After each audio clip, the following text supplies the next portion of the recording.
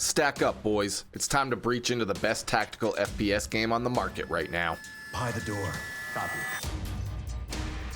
Move. Down on the ground. Over here. Down on the ground now. Put your hands up. Police.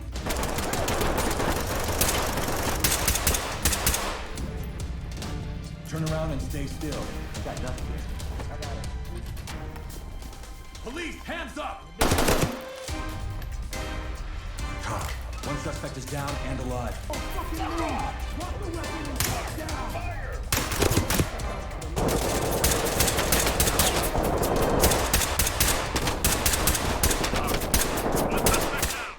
Hello my friends and welcome to the channel. Today we're talking about the long-awaited Ready or Not 1.0 update, complete with a ton of new content, a single-player campaign, and all the improvements that elevate this already fantastic early access title into something truly remarkable for fans of slow, methodical, tactical gameplay. With a ton of AI improvements to make both enemies and your friendly squad feel more authentic and believable, visual upgrades to crank the immersion up to 11, an updated arsenal, and 9 new missions, this update is in some ways even bigger than I anticipated. If you'd rather pie doors and clear corners than jump around fishing for 360 no-scopes, Ready or Not is certainly a game for you. So stick around while I talk about some of the improvements that make this game the most visceral and gritty single-player tactical experience that you can play right now.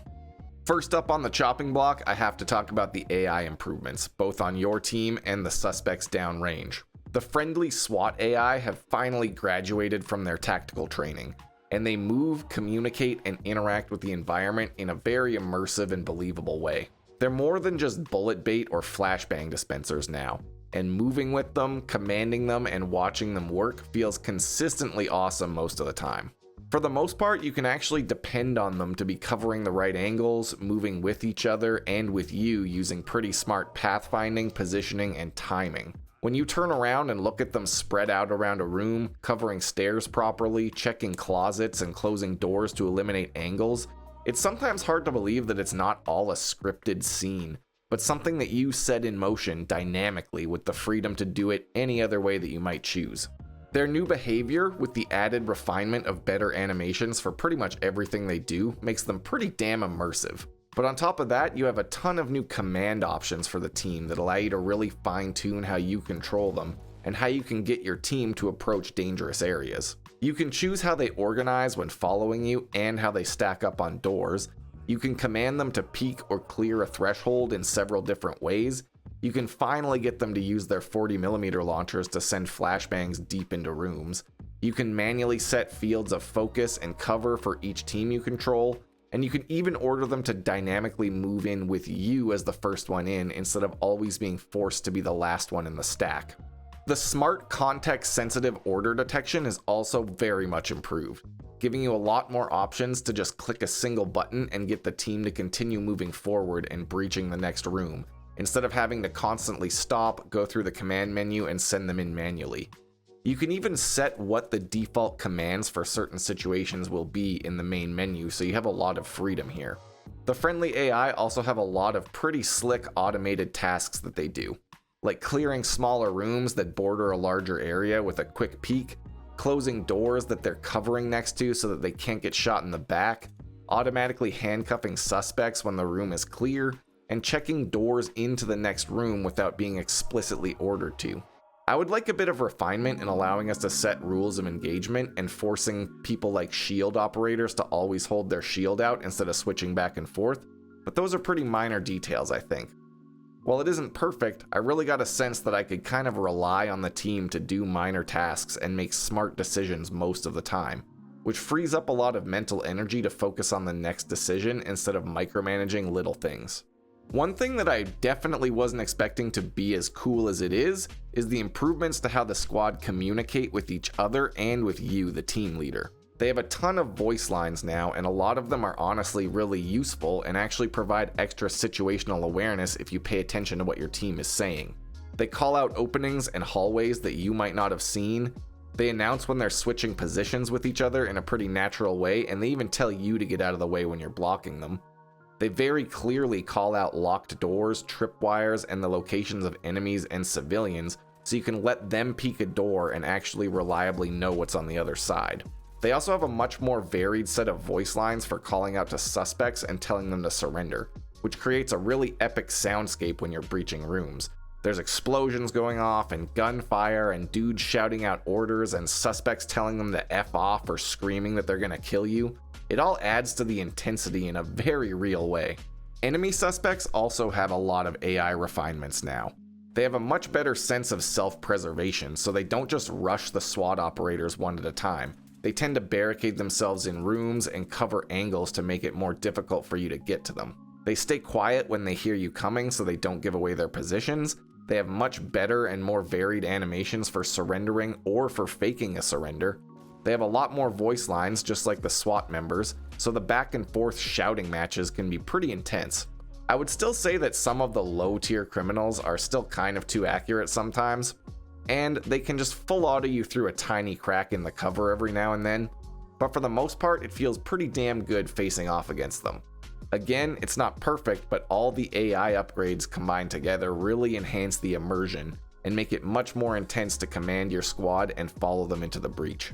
The other biggest update to the game comes in the form of 9 new missions and the single player campaign, Commander Mode.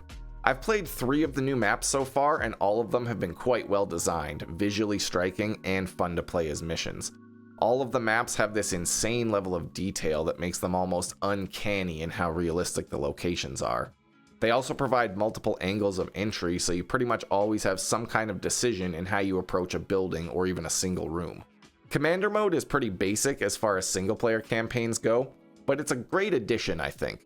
You play through the missions one at a time, receiving fully voiced briefings, maps of the area, and some little extras like 911 recordings, suspect bios, and security footage showing the suspects and what they're equipped with. As you progress in the campaign, you do start to see some common threads amongst the crimes and connections between the groups that clearly is leading to a bigger picture. So there is some amount of overarching story to the whole thing. You have to manage your squad and their stress levels as well, which is an interesting mechanic. And when missions go bad, you have to send officers to therapy or give them a vacation so they can clear their heads. Officers can also unlock special perks that benefit the entire team and can really be quite helpful when out on a mission. There are perks that improve breaching of doors, some that make it easier to convince suspects to surrender instead of fighting, a few that improve your team's equipment, and even a paramedic trait that allows them to stabilize a wounded SWAT officer in the middle of a mission. Team management is pretty basic, but it gives you incentives to treat your teammates like teammates instead of like robots that you just send around the corner first so you don't get shot. I think the mental health system could use a little bit of refining, but it's simple enough that it doesn't really take a lot of time or stop you from enjoying the game. Overall, I would say that Commander Mode is a great addition, but I still would have liked to see some more cinematic appeal to the whole thing.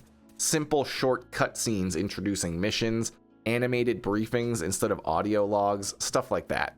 Other noticeable improvements in the 1.0 update include a decent visual overhaul of most maps, new explosion and bullet impact effects that definitely make combat more cinematic, and a decently detailed customization system for your character and for the whole team, so you can outfit your teammates in gear that makes them easier to recognize or just look a bit cooler. I'm kind of upset that I don't see any fingerless gloves, but I'll let that one slide for now. I did have some performance problems when I first started playing, but after switching to DirectX 12, my game was running a lot smoother and looking better than ever. I still find that I have a lower FPS than I did in the beta, and it seems like the new particle effects combined with more complex AI behavior and animations do eat up a decent amount of frames.